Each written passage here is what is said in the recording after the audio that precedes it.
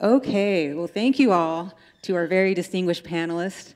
This is really our dream team that we were pulling together a few months ago, so it's very exciting to see everybody here live and in person and sharing all of their great thoughts and their works. But we're going to begin the panel discussion with questions pulled from social media. And both of these questions will be answered, let's just move down the road this way, will be answered individually by each panelist. So this one's a really big question. Where do we go from here? And what do Indigenous people and our allies need to create and support? Chair, I'm going to begin with you. Always the where do we go from here is always the first question. We go to dinner. Just kidding. I have a brief answer. I'll keep it really short. And shout out to everybody on the live stream, by the way. Shout out to everybody on the internet. Where do we go from here? Well, I'm going to pick up on something that we talked about last night, actually, which is we need more. We need more of everything. We need more media makers, more artists, more music, more forms of all of what we've been talking about happening. We can't be the only ones in our respective little corners taking up these struggles. We need all of our people to join in and all of our allies to join in as well. And how we do that, I mean, we need resources. I think Chase made a really good point in terms of the work that they did with Peshla and with other campaigns. I don't know what you guys have done with Kickstarter or Indigo. I haven't done a crowdfunding campaign, but Matika Wilbur, for example, with her 562 project, raised $213,000 for her project on Kickstarter. So there are resources to make these stories and these storytelling projects available if we tap into those wider sources. So I think resources is a really critical component, especially when people like us and others that are doing this work are working to build, I think, better architecture to have the networks connected so that we're going to know about one another in a better way and better able to connect the various work that we're doing. That's a short version. Where do we go from here? And again, we got together for dinner last night and we were talking about this. What do we need to keep moving forward? How do we keep this momentum going? One of the main things was we need more. And I just encourage people, if they have an idea, to just do it, just launch it. I'm an academic. I got my PhD in American Indian Studies, and whenever I launched Beyond Buckskin, I didn't know anything about computers. I still don't really know a lot about technology, but you learn, and I taught myself HTML so that I could get the website that I wanted. And now I am an entrepreneur, so I'm teaching myself business. For me, it's, I guess, kind of easy for me to learn as I go. Don't be afraid of what you don't know what you're doing. If you don't know how to run a business, just launch it anyways. You can learn as you go, because we need more. We need more people talking about this stuff. And like I had said in my presentation, we can't just rely on Adrienne to be the one to to say that's racist. We can't just depend on Chase to be organizing these, these events, these charity things, or orchestrating to protect our own communities. We have to step up. We have to join it. So we can't just depend on other people to do it. And we were talking about this, and I'm like, what if I died? What would happen to Beyond Buckskin? And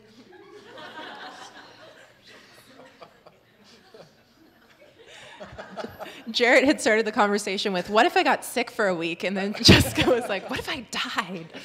This is a real concern. Would it keep going? This because it's so important that that we have representation in the fashion world. By not just the quote unquote dominant society. It's so hard to break into the fashion world, and we need to keep this momentum moving forward. And so, what if I died? What would happen? So where do we go from here? I would say we need more, and to not be afraid to throw it out there and know that you can adapt as you go. That's what happened with Beyond Buckskin. When it launched, it wasn't perfect. When I launched the boutique, it was not perfect. We got a lot of feedback from our customers, what they want, what they need, what they wanted changed, and I listened. I listened to them because it was valuable, and we have that flexibility to adapt and to move forward in a good way. So I 100% co-sign what they were saying, and I'll bring it to my own work specifically. And I hinted at this in my presentation, but when I started the blog, it was really just this place to catalog these images that I was coming across every day, encountering constantly. And now it's gotten to a point where, and it's continued to evolve and change, and now I do narratives about my experiences as a Native person and that kind of thing. But I've realized it's gotten to the point where people are getting used to my language of how we break down these images, how we interrogate them, why they're wrong, why they're problematic.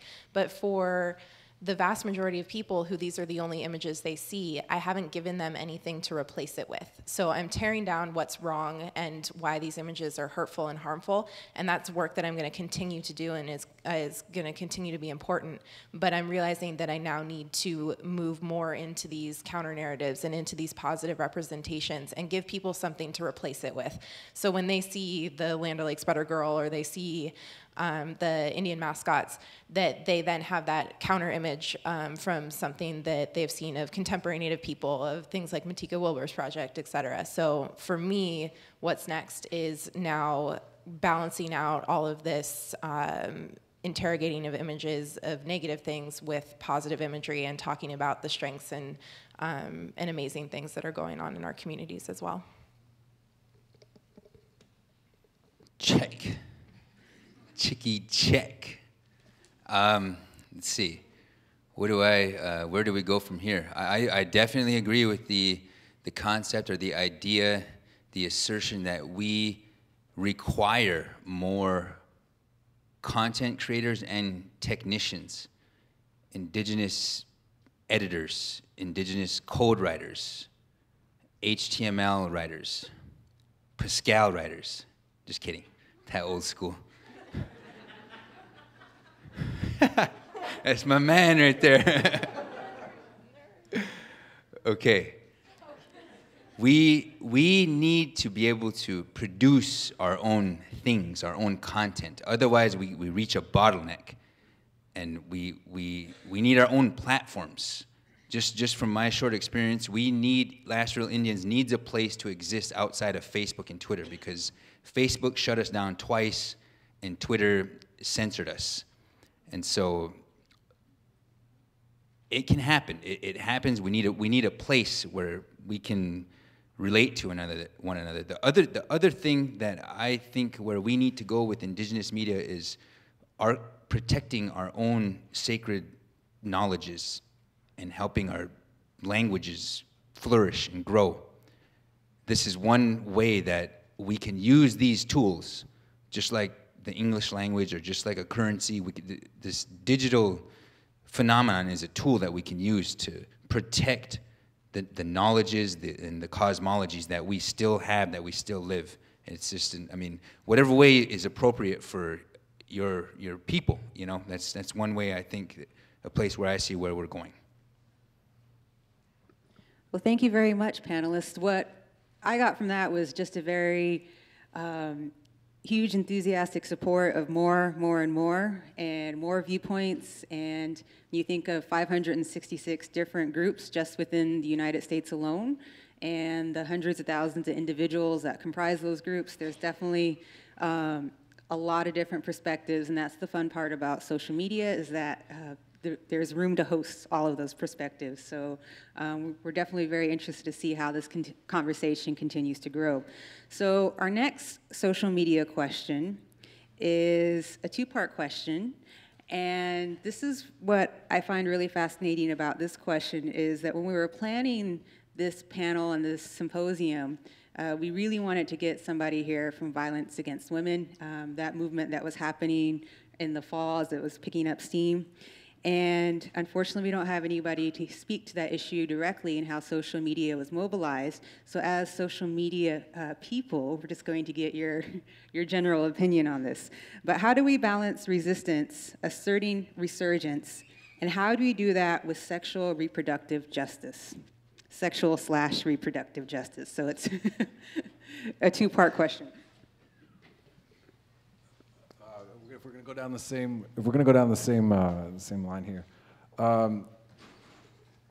yeah, that's partly why, at least in my presentation, why I put up this idea of resistance and resurgence being separated by a very kind of thin line, and us always kind of holding these struggles in constant tension because we're deeply immersed in that in many different ways. I don't know that I can speak to the issue specifically raised there, but I can at least point people towards one organization that's doing some really amazing work in Canada called the Native Youth Sexual Health Network.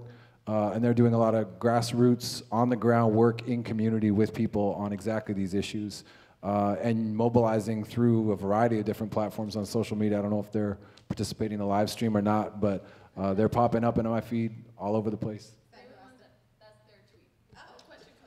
Oh, so I'm answering by being like, well, you guys are doing the work, so why don't you get them to answer the question? No, I actually don't mean that as a deferral of responsibility. I mean, I think I mentioned them because they are doing important work by asserting the necessity for us to deal with that question in very real ways. And we see violence reproduced in many different aspects of our lives. We see our own complicity in either letting that happen or being a part of that in different respects. And I feel like it has to be integral to the work that we do. And I'll speak for myself in saying that I look to some of those young leaders, particularly young Indigenous women, who are really giving us the models for how we should be conducting ourselves in trying to figure that out. Can you repeat the question? Sure. How do we balance resistance / asserting resurgence, and how do we do that with sexual/reproductive justice? Oh my goodness, this is a very intimate topic for me. It is something that has impacted myself and my family immensely, and I'd rather not discuss it. So I want to pass it to Adrienne. Okay. And I think that this is something that kind of undergirds a lot of the work that I do, just in terms of especially interrogating images of non-Native women in really skimpy clothing, wearing sacred headdresses. All of this kind of reproduces this cycle of violence against women in Indian country specifically. And I think there's a really incredible work that is being done online around the issues of reproductive and sexual health.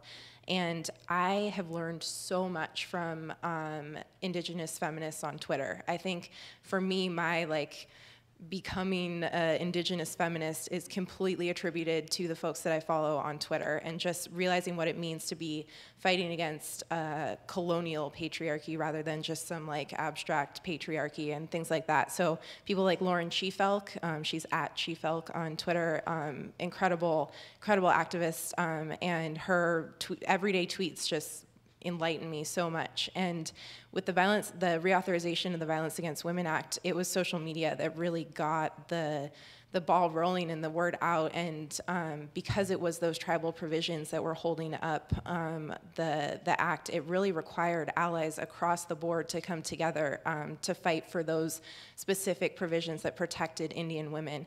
So it was all through social media that really happened, and it's been incredible. And I like the part of the question about balancing the resistance and the resurgence, because social media has also become a place to celebrate the things within our traditional cultures that are these counter narratives and counter stories to the current state of being. So being able to talk about traditional ways of viewing gender and the fluidity of gender and just pieces like that can really support the resurgence of our traditional cultures that are these counter stories to what we hear about the violence against women in Indian country and that sort of thing. So to me, it's been an incredible learning journey to follow these incredible women on Twitter who share amazing things and work really deeply in these issues. Okay.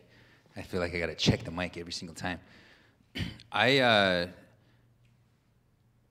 totally support using media, using indigenous media, indigenous content creators to try to deconstruct this patriarchy and this set of the state of imbalance that we exist within. I mean, it's so pervasive that sometimes you don't even know that you're in it or that you're subject to it. When you watch Monday Night Football, for instance, you see half-naked cheerleaders, you see a constant objectification and sexualization. And it becomes normal for a guy, for a dude, okay? Now, I've gotten in trouble before with feminists, and, you know, I blame it on the patriarchy. Or colonialism. But we, you know, just from the male perspective, we have got to learn and seek out ways that we can support this deconstruction and the reconstruction of whatever it is that should be there. I mean, I have daughters, and so for me, that's extremely important. You know, my whole worldview changed once daughters came into the picture. It was just rocked my world. So that's all I got for now. One thing that I admire about this question is that it does bring to light some of the more hidden stories that are within Indian country and Indian territory. And what I really admire about social media is the ability to create a safe zone where we can start to raise awareness for a lot of these issues. And our panelists mentioned some great organizations, so I hope you take the time to look them up online. But we're going to move towards the audience for questions now, and moving towards finalizing the end of this wonderful symposium and a great night of conversation. A few things we want to keep in mind is that we do have microphones here and here, and we do ask that you please ask a question. Please do not use this time to give a 5-minute comment. So also, please let us know if you're directing it to the whole panelists, or if you're not, please single out the person that you would like to ask the question to. So I'm going to invite Josh back up here, and she's going to help moderate some of the questions. Oh, she can stay down here and point people out as well. So we're open and inviting questions at this point in time. There's 2 mics if people want to just come and you can form a line on either side. There's 2 mics. Mm-hmm. And we'll see how many questions we have. There's also a mic here on the side as well. Christina. Hi. Okay. Should I just go? So what do you guys do about the people you're not reaching? Because a lot of communities, like where I grew up, we still don't have internet.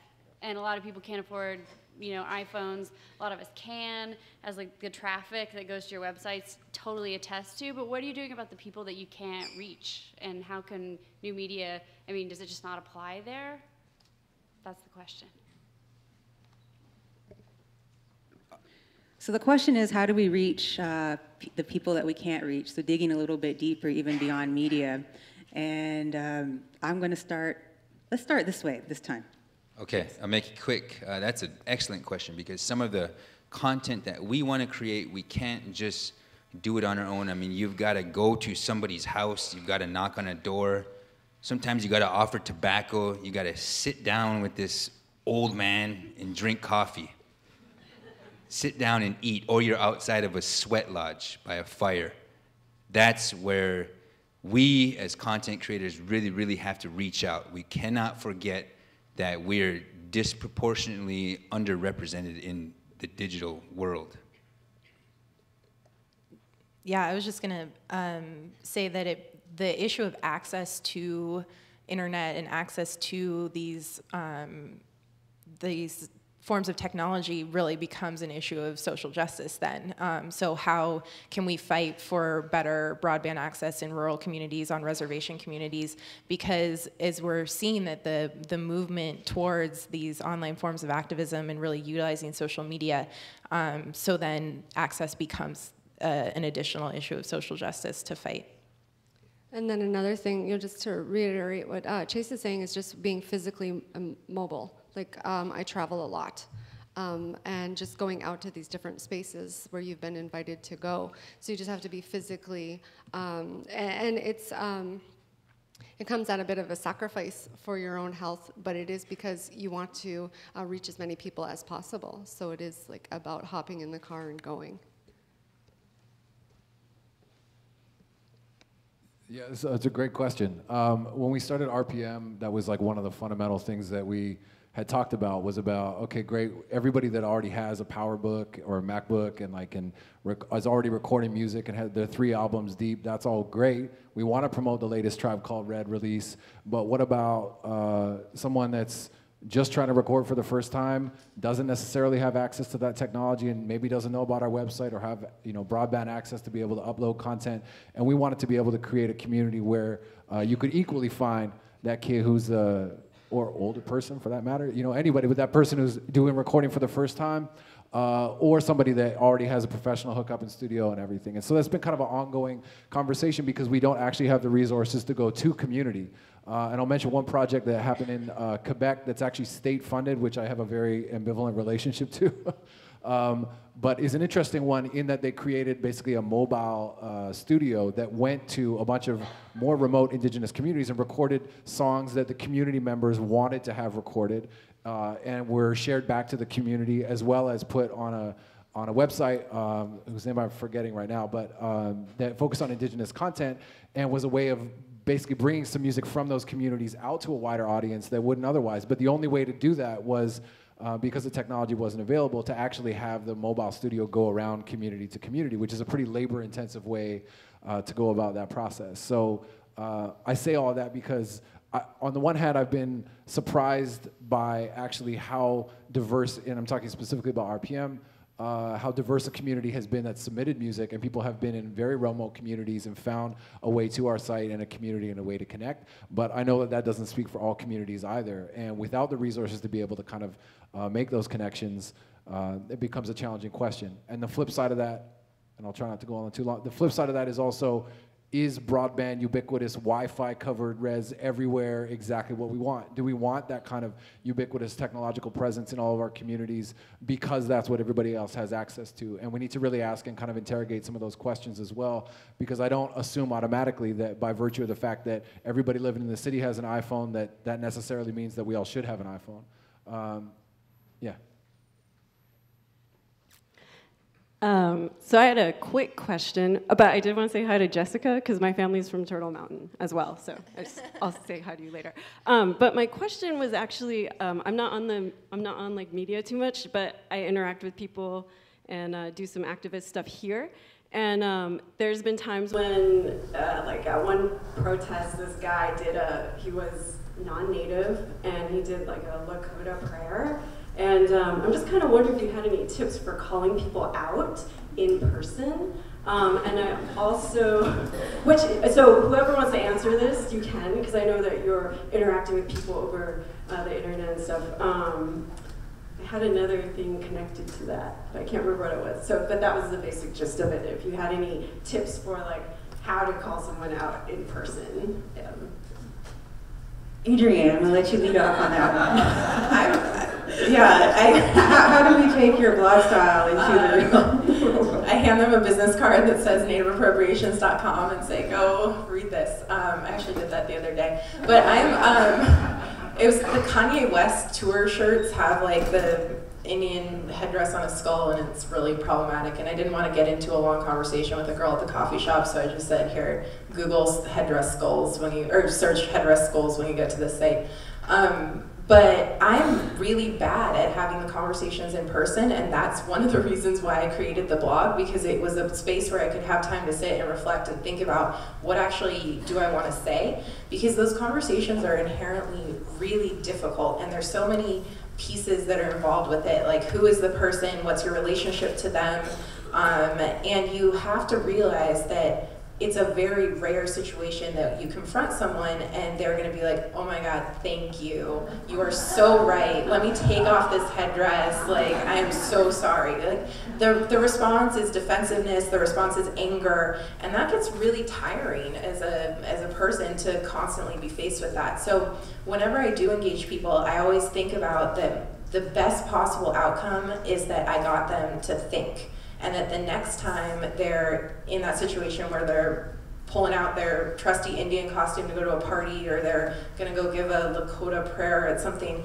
they'll remember our conversation and have that moment of pause and be like, And then they might go on and still put on the costume, and they might go on and still do the prayer, but that moment of pause will then expand and continue, and if we create enough of those, it's gonna have a lasting ripple effect throughout folks. But my advice really is just to think about that the most positive outcome can be getting them to think, and then if it's better than that, that's great, but also realize that those conversations are inherently difficult, and just be prepared with like 1 or 2 points of why you feel whatever they're doing is hurtful, and resources that they can go visit, whether it's one of our blogs, whether it's someone else, a book they could read, that sort of thing. But I openly acknowledge that having the in-person conversation is really difficult. Would anybody else like to offer some words of advice? Call them out on Facebook and rant. Public shaming. Snap a picture, send it to me. I'm gonna say make a video or use the tools that are about you. I'm not much about approaching people anymore either. I've done too much of that. I've explained too many times. I've been pulled over on the side of the street too many times and asked every Indian question in the world that they've ever wondered. So I just don't do it that much anymore. But if you can, I would talk to them as well. Yeah, I have a post that's called "So Your Friend Dressed Up as an Indian, Now What?" So if you want to look that up. You two? Any thoughts? Okay, let's move on to the next question. Hi, my question is basically for Adrienne, but I'd like to hear everyone's thoughts on it if you feel them. Would you prefer the native appropriations by corporations to stop, or do you view them as inevitable and therefore opportunities? Ooh, that's a really good question. So of course I would prefer them to stop.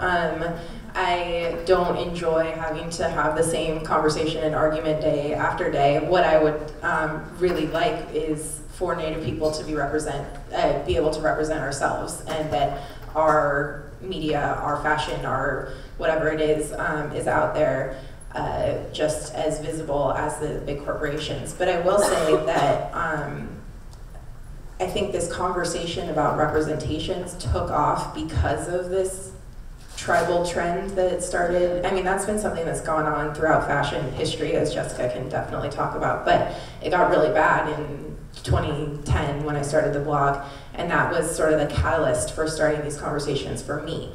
But I wouldn't say that I am grateful for them. I definitely think it's something that I would be perfectly happy if I never had to open my email again and see the 20 emails I get every day of some corporation that's doing something wrong.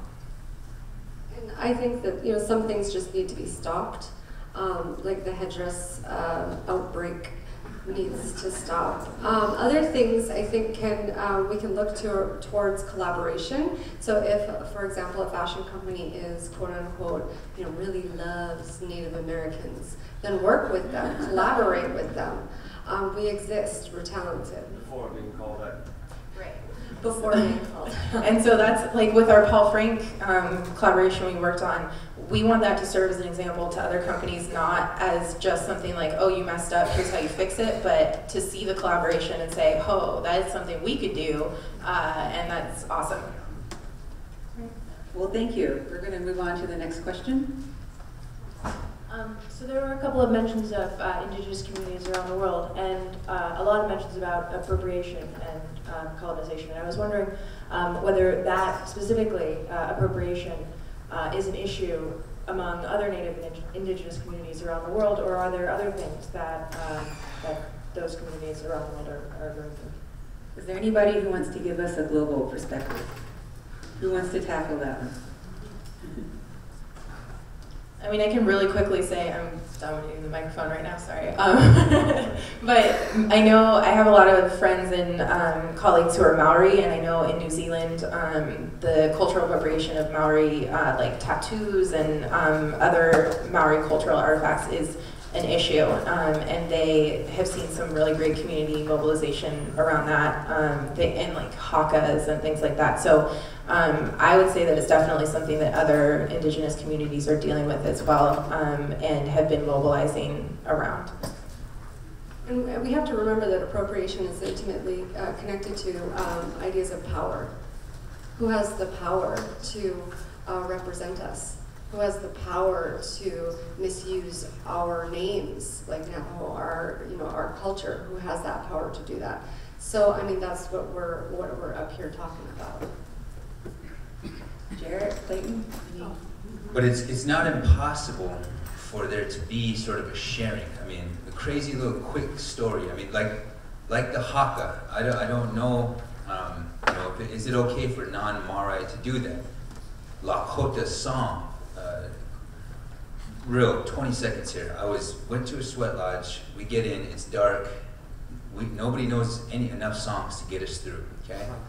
Somebody shows up after the first round and knows 100 songs. Afterwards, we go in to eat, and we're eating, and this bright red, pink, white guy walks in from the sweat. It's hot. And I was like, what the hell? Where did this guy come from?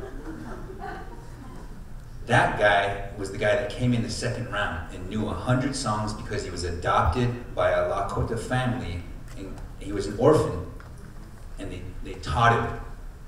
So there's a space, but it's not sharing it for profit or appropriating it. You know what I mean? It's bigger than just the brown skin and the race that we've come to think of what indigeneity is.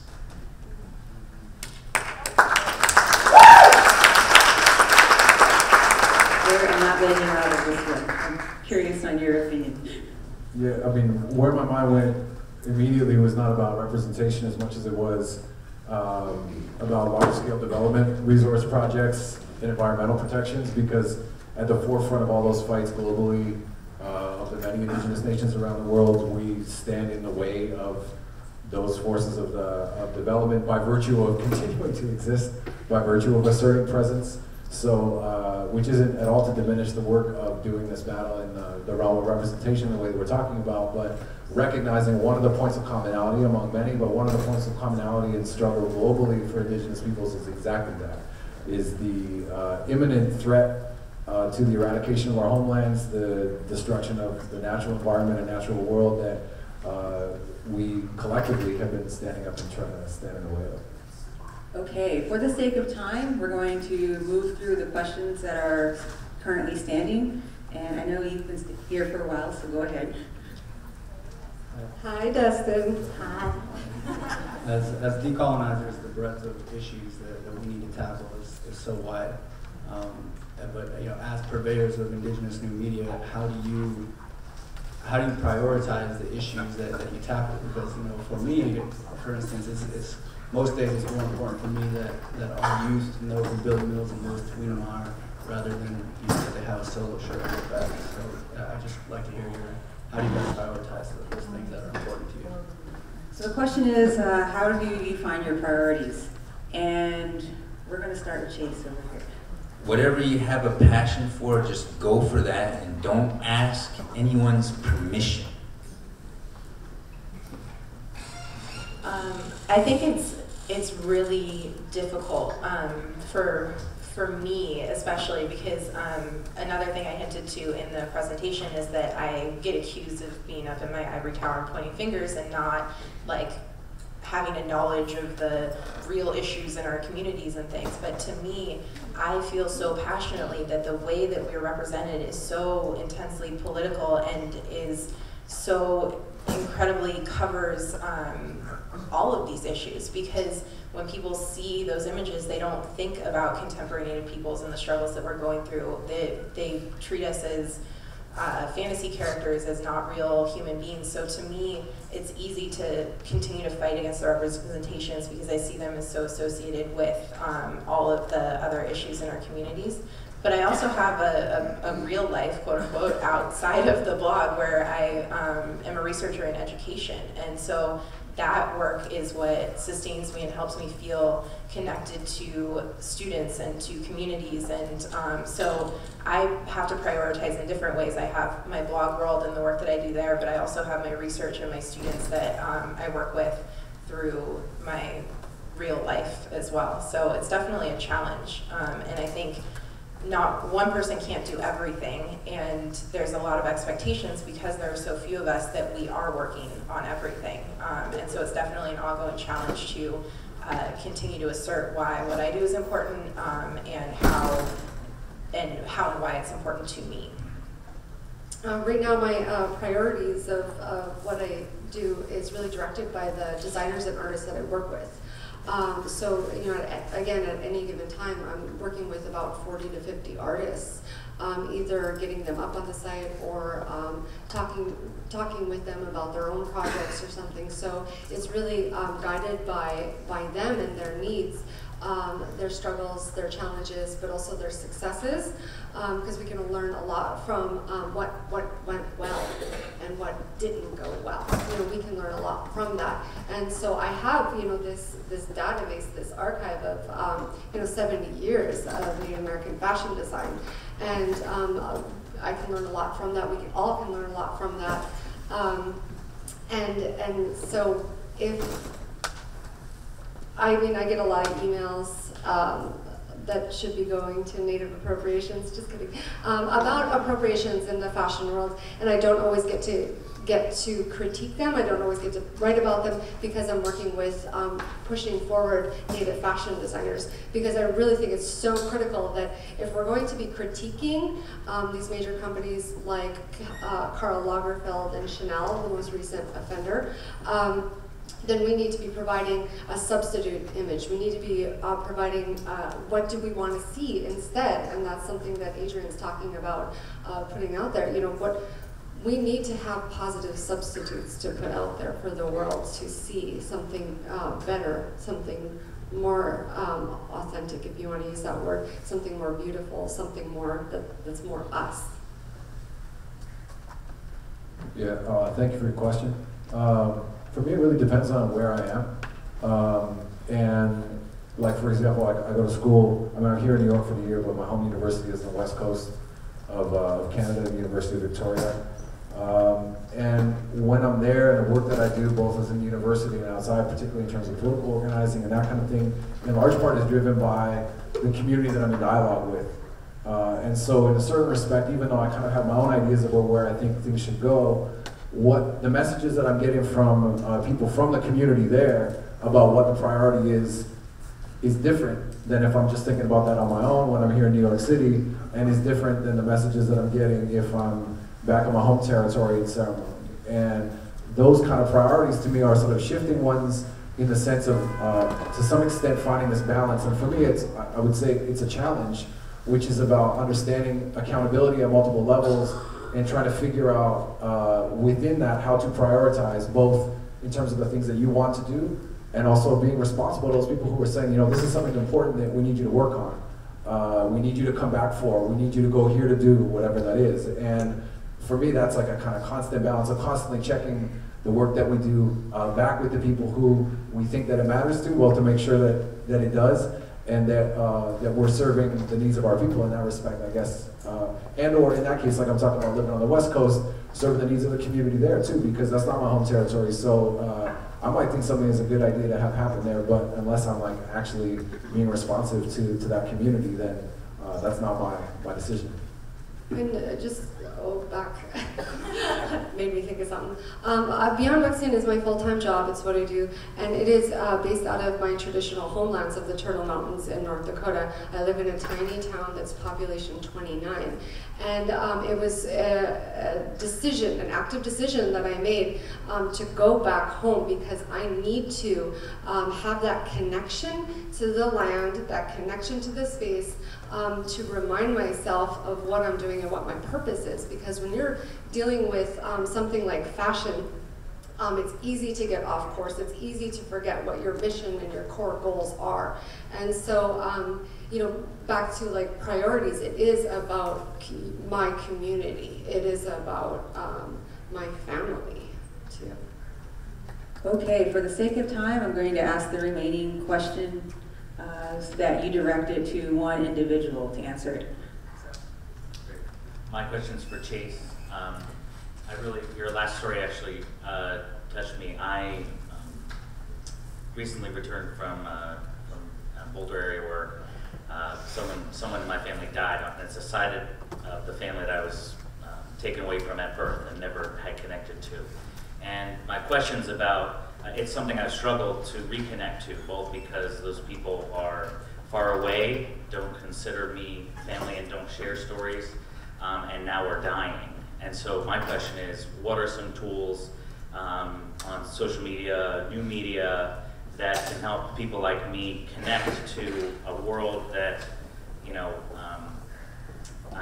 people often ask, you know, the where are you really from question, right?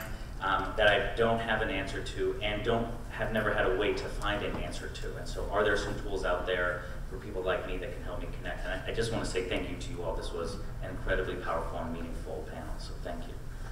Chase. Yes, all I can say is that there are a lot of people in your shoes who have been taken. I mean, a lot of us. There was something called the Indian Adoption Project. There was just a systematic effort to sever and destroy the family structure, the kinship units, the whole society. And so there's a lot of people out there who reach out through social media and want to know, you know, who their family is. We get a lot of those questions. And I mean, I've never had to deal with that personally, but you can go to open spaces like this panel, like a powwow, like maybe some public ceremony. There are very, very real ways that you can just involve yourself in your own culture without being excluded. So I would just say that just keep open and keep going. Thank you.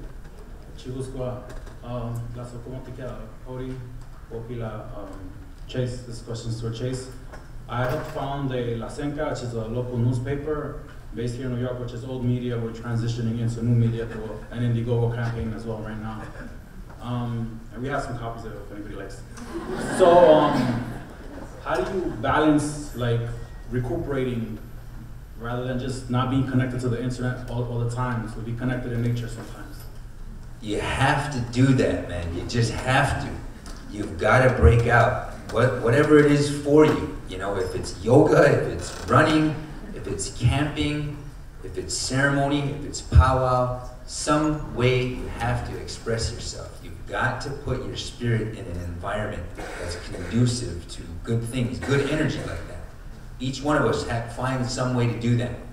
And so I constantly, what's sad is when I wake up, I reach for my damn phone.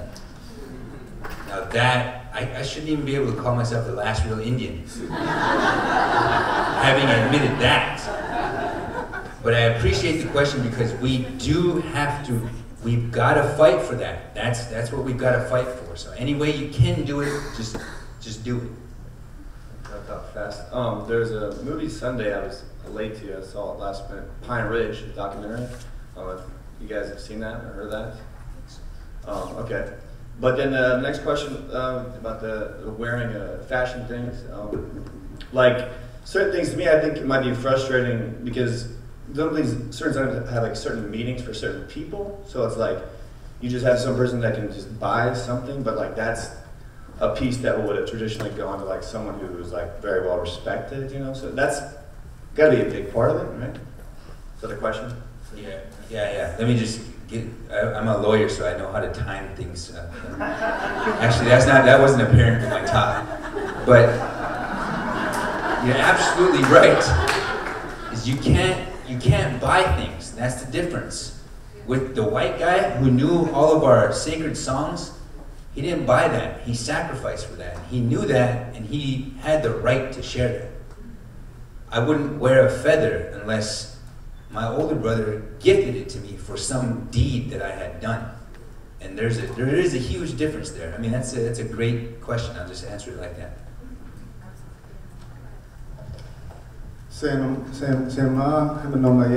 My name is Jake Fawa. I'm a graffiti writer from Amos, Pueblo, New Mexico. And I don't really have a question, but I just wanted to say thank you for all the work that you guys are doing. Much respect. Because of that, I just found out we just stopped a uranium mine, a potential uranium mine in New Mexico. So, I'm a media artist as well, and I work with Obey and Honor the Treaties, and because of digital media and campaign work, we're able to create that resistance. And not only to the panelists, but to everyone here, I challenge you to engage the crew, Honor the Treaties, and myself online, in person, to get a dialogue going, because we're always looking for campaigns and causes to have an effect and to put good intentions and good energy towards, and to actually make some difference in this world. So, contact me however you can, and thanks again for that, because of the Tumblr and because of Facebook and all that kind of thing. Our voices are being heard, and that's part of the solution. So thanks. Jake is an amazing artist in his own right, so please look into his work as well, Jake Parwa. And thank you for those good words and all the good work that you do. All right, we're moving to our last and final question from the audience. Pressure's on. I moved to the United States as a student in 2007, and through one of the jobs that I had in college, I got in touch with the I Don't Know More movement, and I was at a couple powwows and stuff. I'm not indigenous, of course, but because of that, I was able to find it was a group of young kids, no one older than 13, and they arranged their own I Don't Know More event. They put it together. We helped, but they put it together at a college cafeteria. I thought it was incredibly powerful. So I've been taking videos of that back home and a couple of other places I go and stuff. So just curious about whoever has the most experience with this. Where do you see the future of international collaboration between indigenous movements going? I'm going to give that question to Jared. He really spoke well about youth movements. Well, okay. But it's such a big question. I'm going to go back to something that I said earlier in part of my talk, and one of the things that I think has been really important about I Don't Know More as the latest iteration of the ongoing forms of resistance and resurgence that we've seen with our people is that it has inserted into the conversation some of these important questions. And I mean into a broad public conversation. Admittedly in Canada, most people, I'm generalizing badly and wildly, have heard, a lot of people in Canada have heard of I Don't Know More, let me put it that way.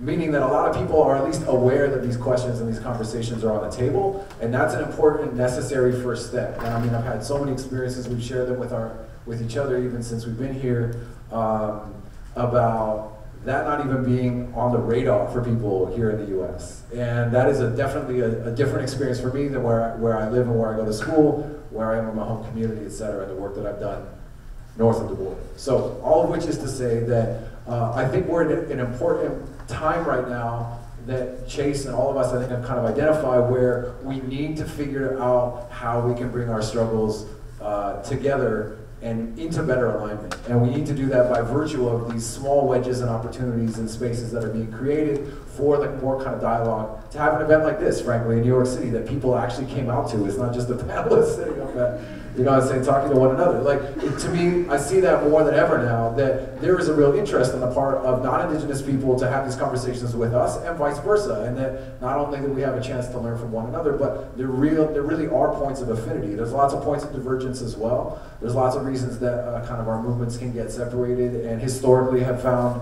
challenges in terms of bringing those together. But I think part of the fact that we are in real-time global instantaneous communication, what that enables is that possibility. And we just need to figure out what to do with that possibility in better ways and figure out on the ground through work like you're talking about doing. I mean, it's like hanging out with the 13-year-old kids that are organizing the event that are the ones leading it, man. Like, they're the ones that are organizing that stuff. So we need to be responsive to those people. They might be small in numbers now, but they are all over the place. If you look at how widely I Don't Know More spread and how quickly it's spread across the globe, there are small pockets, and we need to like expand those pockets into bigger dialogues and conversations. And like, yeah, I appreciate that you're doing that. I think it's great. Okay, we have time for one more question. Maybe two. Hi, I'm a member of a Native organization here in New York, and we've been working, trying to collaborate with a lot of the Native organizations here in New York. We did some work up in Albany this weekend where we had I Don't Know More, we had Honor the Earth. I'd like to know how we can do more to bring these organizations together so that we can do more for our communities. And I would like, if I could, when this is over, to have a little conversation with you all. And I appreciate everything that you've said tonight because it really hits home. Would anybody like to answer how to unify all of these different causes? One website to rule them all.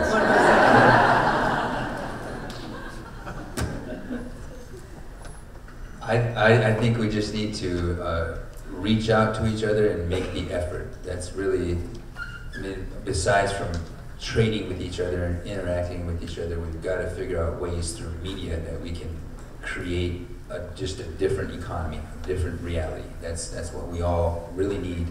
Land, spirit, creative inspiration, even divine inspiration, these things. Those are things that are already you that are being suppressed, you know, in my opinion. And so we will find a way. And I think one thing that kind of unites a lot of Indigenous communities is the idea of relationships and of building relationships and being in relationship with one another and the land and our cultures and our communities. And that's, relationship building can happen online, but it also happens person to person. And so I think when you're looking to organize events and looking to bring causes together, it's about building those relationships, whether it's utilizing new media or calling someone up on the phone and having those conversations to build the relationships. Because once you're in relationship with someone, you have a responsibility to them, and it's about maintaining and continuing those relationships. One really short point on that too, which is building on what they said, which is about balancing both in terms of the time that we spend in the online media and the media world, but creating more opportunities for us to have that real world experience, to be face-to-face, to gather, to talk, to share this stuff, to like take the online relationships back into the offline world and extend that. And that's really the way to deepen it, right? I mean, this is the first time all four of us have sat in the same room all together. There are many other people that are doing this work as well that could have been up here on this panel as well. But like, we need the opportunity to get together and talk not only in those spaces. So I feel like creating as many of those opportunities, the ability to connect with different organizations is there. I mean, we like can find each other's websites, we can connect through social media, and then we got to create more and more opportunities for us then to all come into the same space and get together and talk. I mean, what I'm hearing is all very like idealistic. You reach out to somebody and you build a relationship and then you're collaborating. And the reality is that a lot of times that doesn't pan out.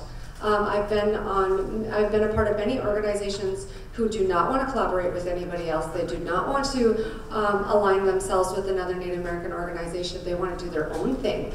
The dark side, the reality. So I mean, and for me, for Beyond Buckskin, it is all about collaboration. So I reach out to a lot of people, and sometimes you get responses and sometimes you don't, and that's okay. That means that person doesn't align up with your mission, and it wouldn't work out anyways. It all works out in the end. So there are several institutions that have power. If they came together, there would be amazing results. They don't want to. So we will just create new organizations and usurp them, and we'll do what they're not doing. Okay, thank you. We're going to move on to this question. I definitely like that. Do things that other people aren't doing. I'm a student from Columbia University. I'm Diné from the Southwest. I would tell you all my clans, but I don't want to get witched.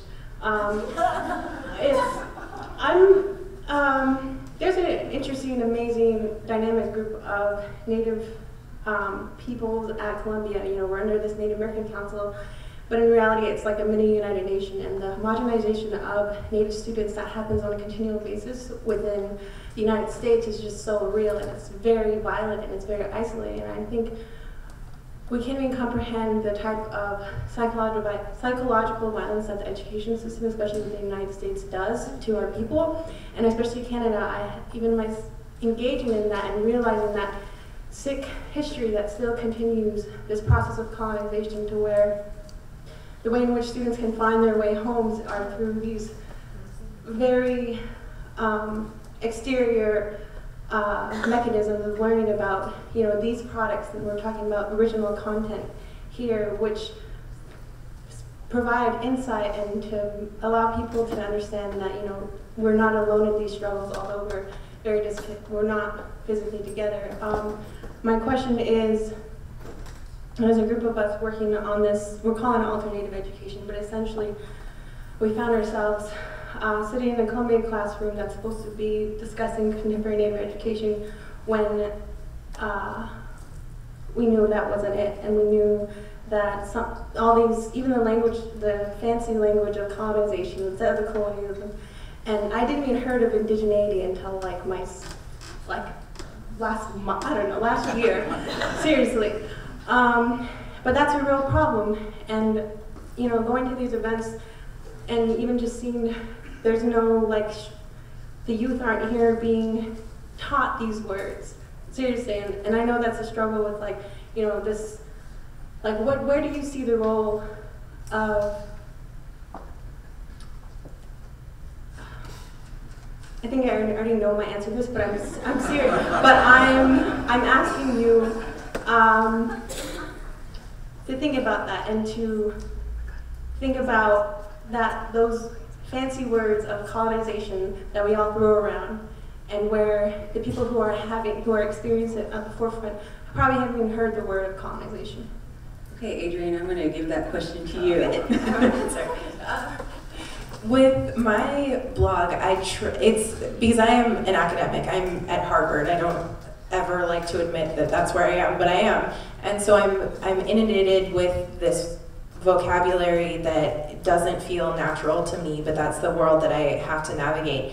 And I use my blog as a space to be able to take these complicated theoretical ideas that I've found power in, like critical race theory, like Pierre Bourdieu's theories. We were talking about Bourdieu last night. But I can take that and translate it into a way that it then becomes accessible to a wider audience. But I'm still getting the ideas out there. And I'm saying, I'm confronting white privilege, I'm confronting colonialism, but I'm not necessarily saying, white privilege is this heteropatriarchy thing that we're dealing with. I don't use that vocab. I say, hey, we live in a society that overall privileges people or gives benefits to people who have white skin. And I use that space to be able to present these ideas and have people think through them without necessarily using the complicated scholarly vocabulary that keeps people out of the conversations. So I think that's why blogging has been so liberating for me, is because it's a way to translate the stuff that I get in my Ivy League world that I don't see having real tangible connections to the things I care about, and all of a sudden put it in a place where I feel like it can benefit other people as well. Thank you. So we could be here all night talking about these issues with these fabulous and wonderful writers and speakers, but we do have to close up shop at this point in time. However, tomorrow we do have an event hosted by Engaged Media Lab. I do believe that that event is full. However, if you're determined, just the way New York is, I'm sure that there may or may not be a space available. Just show up anyway and see if somebody hasn't taken their ticket yet, and by all means, you can have their spot when we get started. So I just want to open it up for a couple of final last thoughts, beginning with Chase, and we're going to begin closing the symposium. I want to thank the New School for doing this and for making this thing happen. It needed to happen, it needs to happen, and I really, I think that we have this responsibility, and we can't wait for mainstream acceptance. We can't wait for any of that. We've just got to go with it. You can't let the haters take up any of your energy, for one thing, right? I've been thinking about this a lot, because the narratives and the questions are like, how do we save the planet? You know? So you just concentrate your energy with other leaders, with other people that are obviously positive. That's the only thing that I can say that I've found that gives me a little bit sense of peace, and that we're doing the right thing. And when we're trying to save the world, you know, unplug as much as you can.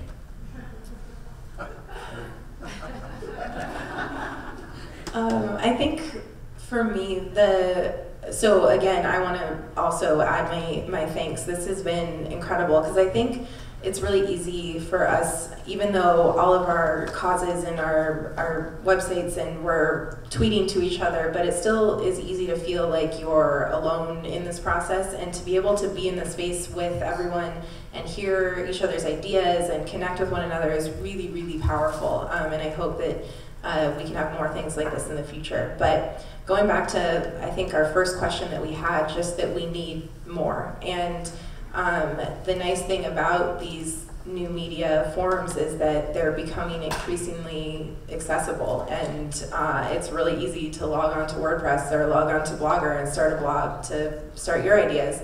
And I think as long as we have people who are out there and are creating media, creating information from a genuine place where they can talk about their particular experiences as a Native person, as an ally, as a settler, whatever it is, it's really important that we continue this process and that we get more voices, because I don't like being the lone little blade of grass out there. I want more. I want other folks to be in this as well.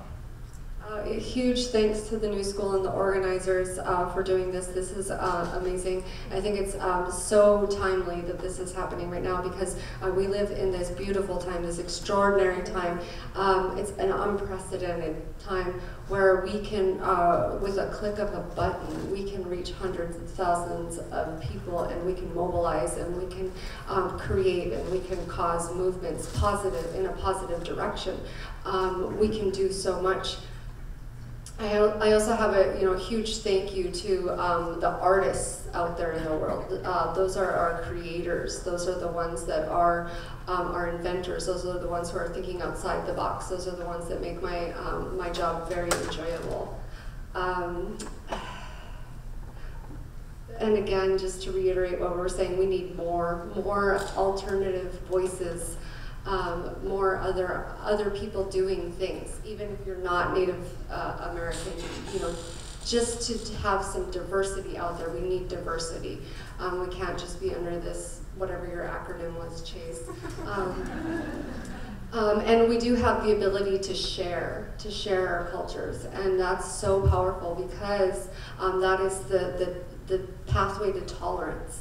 The pathway to a peaceful way of living, the pathway of protecting this earth. Yeah, thank you guys so much for coming out and being here in New York City. I'm sweating here. It's hot coming from North Dakota. Bahamas.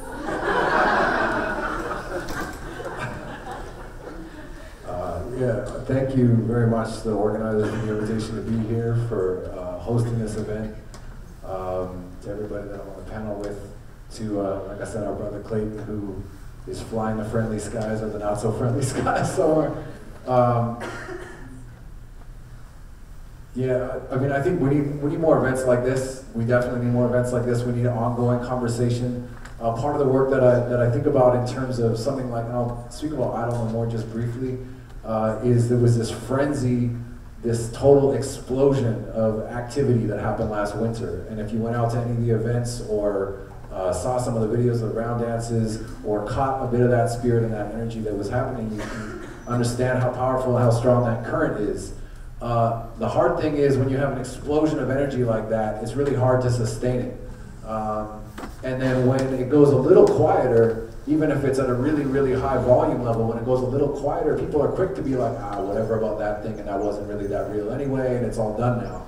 When an event like this to me is also an outgrowth of that kind of movement. Like when a lot of important fires were lit in that process that we need to kind of keep building and keep maintaining. And so for me, I feel like the work is building the long-term connected network of struggle, not just struggle in the oppositional sense, but in all the creative, artistic ways that we're talking about advancing our collective goals of trying to transform the society and the world that we live in the direction that we want it to move. And I feel like not being idealistic about that, but in a real sense in terms of what Chase said too, in terms of the responsibility that we have as creators, as makers, as artistic and creative people, Indigenous and non, we do have a deep responsibility to build that network in a way that allows us to share and doesn't get us hung up in fighting each other and bringing each other down and seeing the divisiveness more than, like I said, the points of alliance and interconnection. And we need that network. We need that network more than we ever have because the scale of the stuff that we're up against is bigger than it's ever been. So to me, this is one small piece of that. It's one important part of that conversation. But my hope is that we can find creative ways. And that's the man that we can hold it down.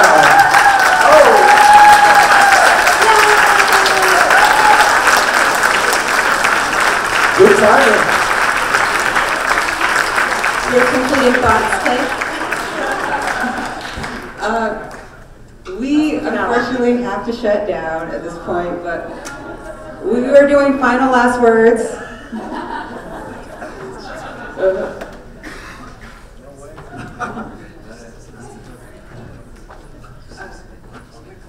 If you would like to take 2 minutes, everybody's giving their final thoughts. 2 minutes? Okay. I think that basically,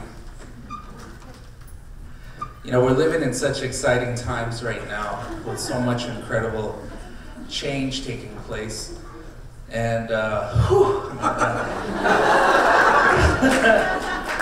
a lot of that change is scary, And there's a big thing about fear right now in the world that's gripping everybody. And I think that, the narrative-based storytelling strategy that many of the people on the panel here tonight, and, I Don't Know More as a social movement, and other social movements as well, really our challenge is to use the stories of the people, out in the streets, out in the land defenders, because those stories are what's going to help people lose that fear and to really, kind of move forward. And I think that, crazy times call for crazy things. And so we got to really embrace the technologies that are available to us, while at the same time keeping that moccasin on the left foot closest to our heart, respecting the sacredness of Mother Earth, and always in our storytelling reinforcing the principle of that sacred feminine creative principle, because for far too long, I think every facet of our society, whether it be our body of politics, our economics, our social systems, and even our spiritual and religious systems, they've been dominated by patriarchy. And I think that, that's the main message about I Don't Know More, that's just so freaking cool. It's this movement. It's being led by our women.